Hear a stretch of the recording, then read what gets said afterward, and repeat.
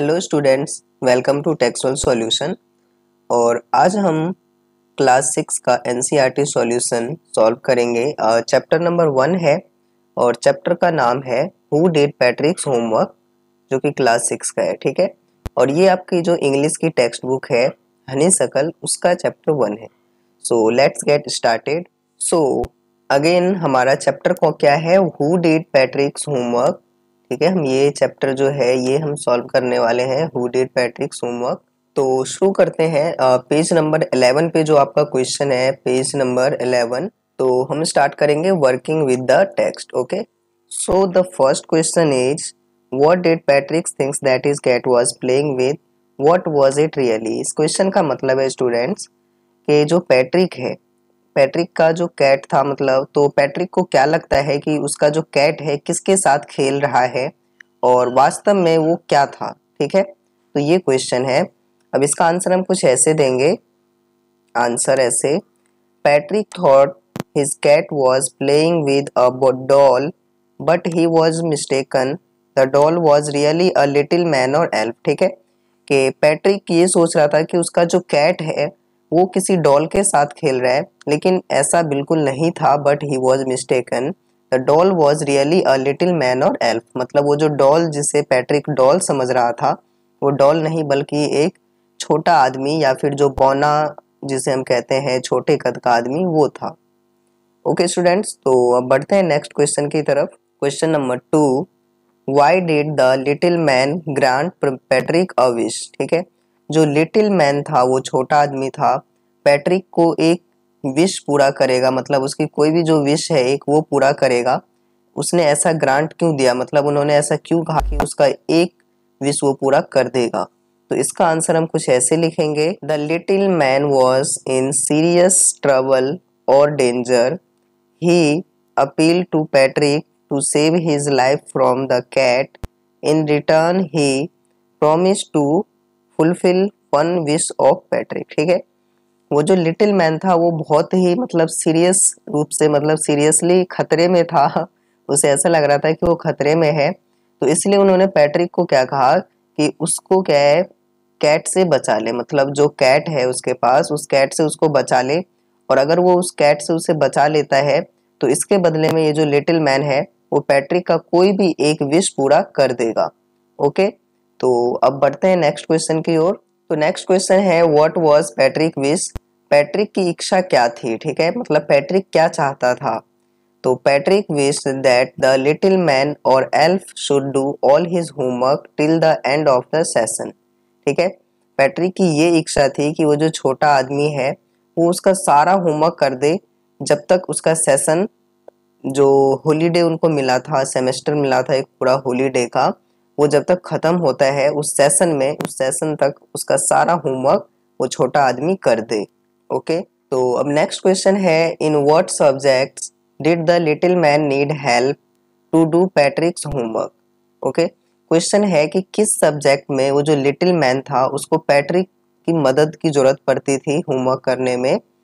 तो the little man needed पैट्रिक्स help in English, math and history. तो वो जो लिटिल मैन था उसे पैट्रिक से कब मदद पड़ती थी, जब वो इंग्लिश का काम करता था, मैथ का और हिस्ट्री का। ओके, नेक्स्ट क्वेश्चन है how did Patrick help him. Patrick उसकी मदद कैसे किया, पैट्रिक ने उसकी मदद कैसे किया। तो Patrick had a consult a dictionary, guide the elf in doing sums in arithmetic and red out portions from history books. ठीक है, पैट्रिक उस छोटे आदमी की मदद कैसे कर रहा था, एक डिक्शनरी में वर्ड्स ढूंढने में मदद करता था, और वो जो मैथमेटिक्स में जो सम्स होते थे, अरिथमेटिक होता है जब हम प्लस माइनस वगैरह करते हैं, तो that is called arithmetic. Okay, तो जब ये अरिथमेटिक कैलकुलेशंस करते थे तब भी जो पैट्रिक है वो छोटे आदमी का मदद करता था, और जब हिस्ट्री के बुक से कुछ पोर्शंस भी पढ़ के छोटे आदमी को सुनाता था, और उससे छोटा आदमी उसका काम कर रहा था आसानी से। नेक्स्ट क्वेश्चन है what do you think did Patrick's homework, the little man और Patrick himself give reasons for your answer. Okay, कह रहे कि ये बताओ कि आपको क्या लगता है कि पैट्रिक ने क्या सारा होमवर्क खुद से किया था या फिर उस छोटे आदमी ने किया था? आप इसका कारण दीजिए, रीजन दीजिए, ठीक है। तो truly speaking it was not the elf but Patrick himself who had done all the homework, ठीक है। अगर देखा जाए तो पैट्रिक ने ही सारा होमवर्क किया था, ना कि उस छोटे आदमी ने। ओके, तो हम इस तरीके से ये आंसर लिखेंगे। अब बढ़ते हैं हम आगे नेक्स्ट क्वेश्चन की ओर, जो कि हमारा नेक्स्ट सेक्शन है working with language. Okay, working with language, इसमें क्या है? A part, fill in the blanks in the sentences below with the words or phrase from the box. You may not know the meaning of all words. Look such words up in dictionary or ask your teacher. Okay, यहाँ पे हमें क्या करना है? कुछ fill-ups दिए हैं और ये बॉक्स में हमें कुछ वर्ड्स दिए हैं, तो इन वर्ड्स को हमें यहाँ पे इन बॉक्स में फिल आउट करना है। इन्होंने ये भी कहा है कि अगर आपको इन वर्ड्स का मीनिंग नहीं पता है तो आप अपने टीचर से या फिर आप अपने डिक्शनरी से फाइंड आउट करके लिखना है, ठीक है। ओके, तो हम शुरू करते हैं। Some people find household dash a bore but I like to help at home. इसमें क्या आएगा? Some people find household chores, ठीक है। चोर्स मीन्स होता है जो हम डेली का वर्क करते हैं, डेली का जो घर का कामकाज होता है उसे। तो फर्स्ट का आंसर है ये, मैं यहाँ पे लिख देता हूँ chores. Who stole the diamond is still a dash. Diamond किसने चुराया वो अभी तक क्या है? अभी तक एक मिस्ट्री है, तो ये सेकंड का आंसर होगा। मतलब डायमंड किसने चुराया वो अभी तक एक रहस्य है। मिस्ट्री मीन्स होता है रहस्य। Okay, this dash we are going to have a class exhibition. This dash, this dash, इस डैश में क्या आएगा? दिस सेमेस्टर, मतलब इस सेमेस्टर में। थर्ड का आंसर हम लिखेंगे ये, मतलब इस सेमेस्टर में हम क्या करने जा रहे हैं? एक क्लास में एग्जीबिशन करने जा रहे हैं। ओके, फोर्थ है dash the elf began to help Patrick true to his word. Okay, fourth में आएगा ट्रू टू हिज वर्ड्स, क्योंकि आपने अगर कहानी पढ़ा होगा तो आपको पता होगा कि जैसे कि छोटे आदमी ने कहा था, मतलब उन्होंने जो वचन दिया था ट्रू टू हिज वर्ड्स, उन्होंने उनका सारा काम करने में मदद किया। ओके, तो हम फोर्थ में लिखेंगे true to his word. Fifth है can you dash this word in the dictionary. Can you dash, okay, मतलब क्या तुम डिक्शनरी में कोई वर्ड देख सकते हो? तो इसके लिए करेक्ट यहाँ पे आएगा ये फिफ्थ वाला। लुकअप मीन्स होता है देखना, तो यहाँ पे हम जब लुकअप फिल करेंगे तो यहाँ पे आएगा can you look up this word in the dictionary. Okay, and sixth है I started early to be on time but I was dash there was a traffic jam.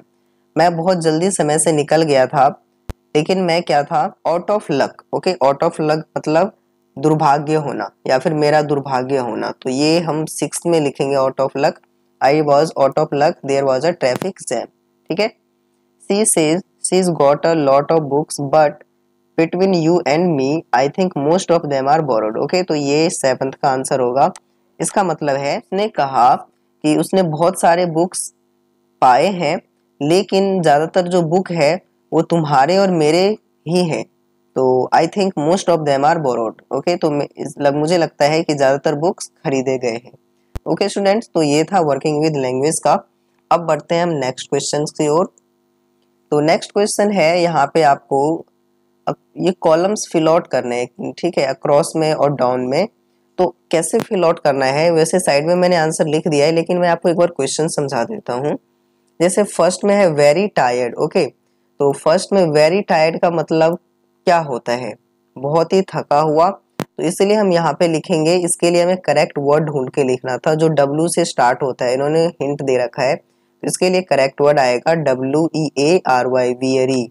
Okay students, next है second had an angry look on the face, मतलब चेहरे पे बहुत ज्यादा गुस्सा दिखना या बहुत ज्यादा गुस्सा होना।